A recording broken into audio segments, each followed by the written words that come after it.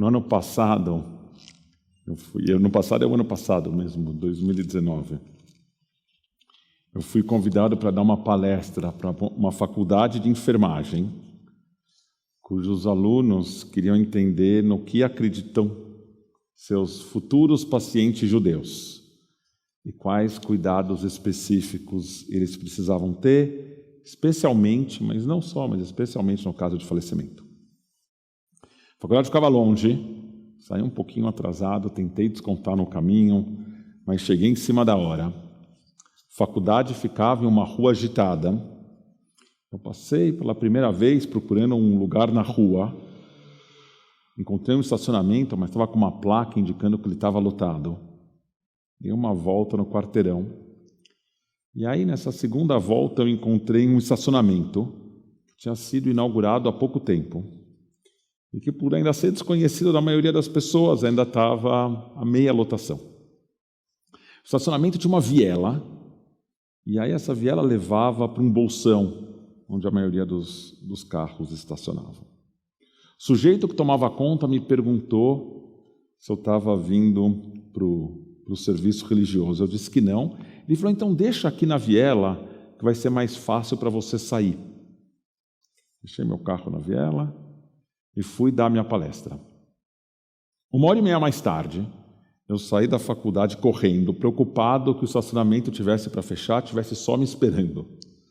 Ilusão minha. O estacionamento estava cheio a 120% da capacidade. A tal viela onde eu tinha parado estava completamente tomada de carros, de tal forma que se todos eles não saíssem antes, não tinha como eu sair. Não existia forma, só se viesse um helicóptero e suspendesse meu carro e levasse ele para o meio da rua. Não tinha como. Eu resolvi esperar, saí na rua e acabei encontrando outras pessoas que estavam ali na mesma situação. Eu descobri que essa multidão que tinha chegado depois de mim eram fiéis de uma igreja evangélica que ficava naquela rua. As outras pessoas que estavam esperando comigo também tinham ido a um culto evangélico, mas era o culto evangélico da igreja do outro lado da rua, que começava 1 hora antes e por isso terminava 1 hora antes também. Eu fiquei lá conversando com ele, jogando conversa fora, enquanto a gente esperava o tal do culto terminar. Eu descobri que um serviço evangélico, pelo menos da igreja onde aquelas pessoas iam, tinha como regra 2 horas, e no centro dessas 2 horas tinha uma pregação de 1 hora do pastor. Eu fiquei explicando para eles que se um rabino alguma vez na história fizesse uma prédica de 15 minutos, nem precisava aparecer no dia seguinte, era só trazer a carteira de trabalho que já estava demitido. Não esperavam nem terminar o Shabat para demitir o sujeito. A grande exceção a essa regra foi Moshe Rabbeinu. Moshe é o nosso mestre, mas que também é possível a gente traduzir Moshe Rabbeinu como Moshe é o nosso rabino. O livro de Dvarim, que a gente está quase terminando de ler, a gente termina na semana que vem, tem 11 parashiot, que são basicamente 3 imensas prédicas de Moshe, relembrando dos episódios dos 40 anos anteriores, vagando pelo deserto e preparando o povo para entrar na terra de Israel. Nessa semana, a Parashá é o início da terceira dessas prédicas, que começa com um poema, encorajando o povo a corrigir seus caminhos, olhar para o passado consultando as gerações mais velhas e abandonar as práticas de idolatria a falsos deuses que eles tinham adotado ao longo dos anos.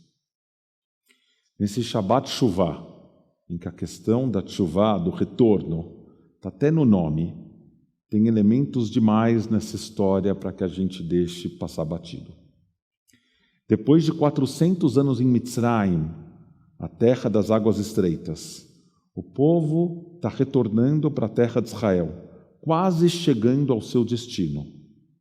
Moshe encoraja que esse retorno vá além da sua dimensão física e que o povo avalie também a sua trajetória, as situações em que eles tinham resolvido adotar soluções fáceis e se rendido à tentação dos falsos deuses, que ofereciam relações transacionais esporádicas, ao invés de um pacto e do compromisso mútuo que esse pacto exigia. E um verso no começo da Parashá, Deus diz: Zchor yamot olam binu shnot dor vador. Se lembre dos dias do mundo, considere os anos de geração em geração. Shmuel Bernstein, um rabino racídico polonês do final do século XIX, propôs que a palavra para anos, shnot, deveria ser lida como shinuim, mudanças. Se lembre dos dias do mundo, considere as mudanças de geração em geração.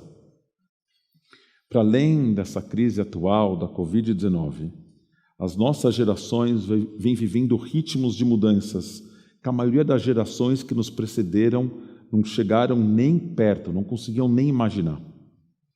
Pensa num segundo nas mudanças sociais, tecnológicas e de valores dos últimos 150 anos. Considera como o papel da mulher mudou, como a integração dos judeus na sociedade foi radicalmente transformada.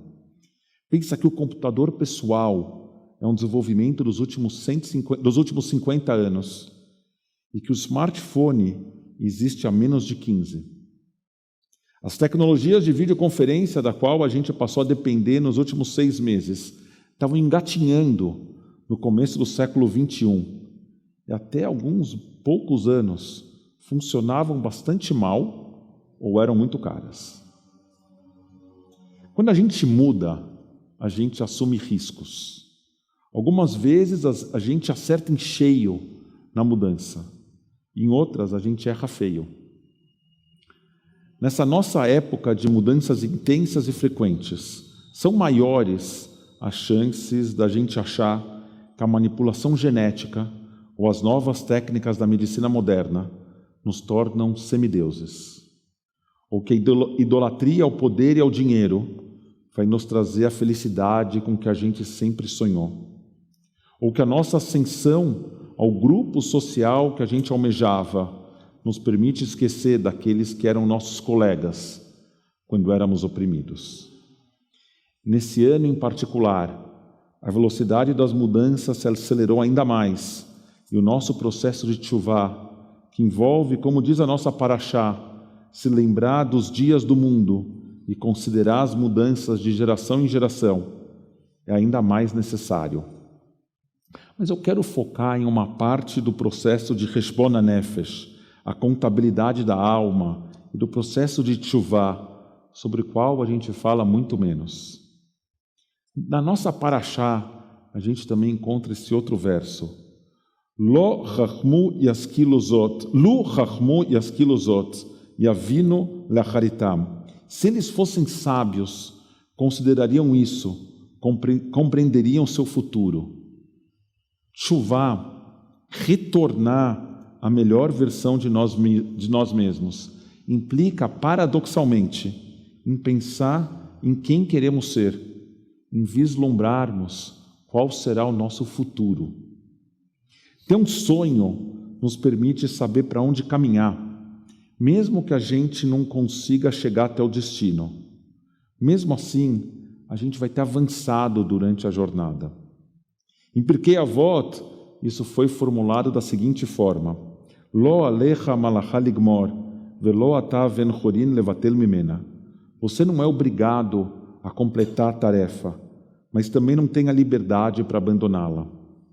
Ao final da Parashá, Deus instrui Moshe a subir no Monte Nevó, de onde ele poderia ver a terra de Israel, mas ele nunca pôde entrar nela.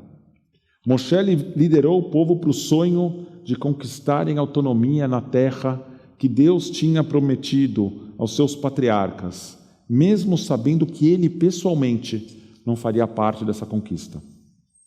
O sonho, a gente saber onde a gente quer chegar ou para onde retornar, é uma parte fundamental do processo de teshuvá. A importância de ter um sonho que guia a nossa conduta é expressa também pelo gato maluco de Alice no País das Maravilhas, que disse: se você não sabe para onde quer ir, não importa que caminho você tome. A cena de Moshe no alto da montanha, vendo um sonho que ele nunca alcançaria, me lembra uma outra cena famosa.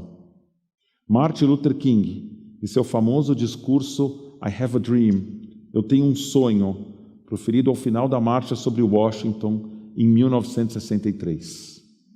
Nele, King detalhou seu sonho de uma nação mais justa. Eu tenho um sonho que um dia essa nação se levantará e viverá o verdadeiro significado da sua crença. Consideramos que essas verdades são evidentes por si mesmas, de que todos os homens são criados iguais. Eu tenho um sonho que um dia, nas colinas vermelhas da Geórgia, os filhos de ex-escravos e os filhos de ex-proprietários escravos poderão sentar-se juntos à mesa da fraternidade.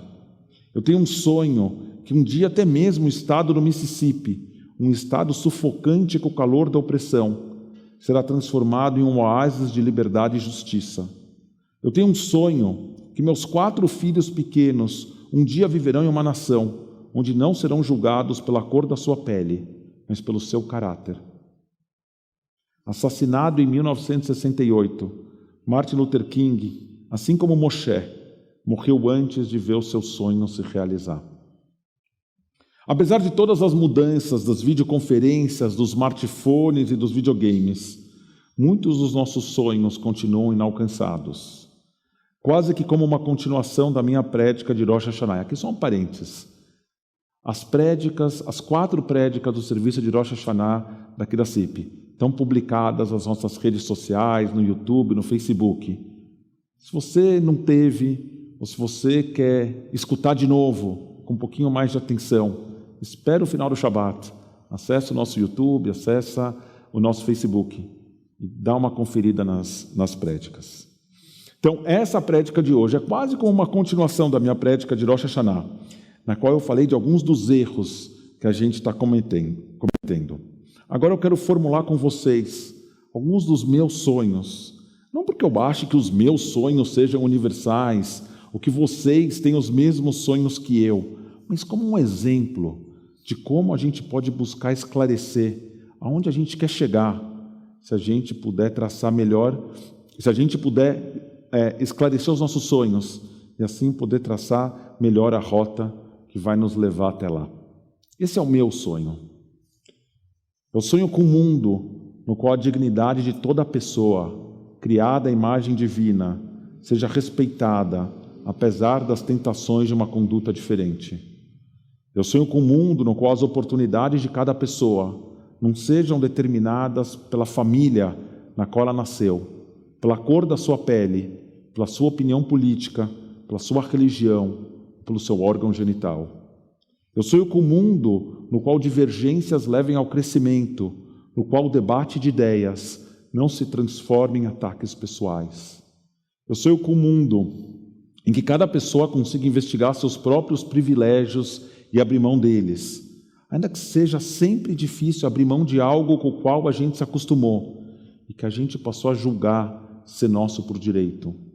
Eu sonho com um mundo em que os valores falem mais do que a forma como sempre fizemos as coisas, em que a gente esteja aberto a questionar as nossas tradições e até a criar algumas novas, sempre que a tradição estiver em oposição aos nossos valores.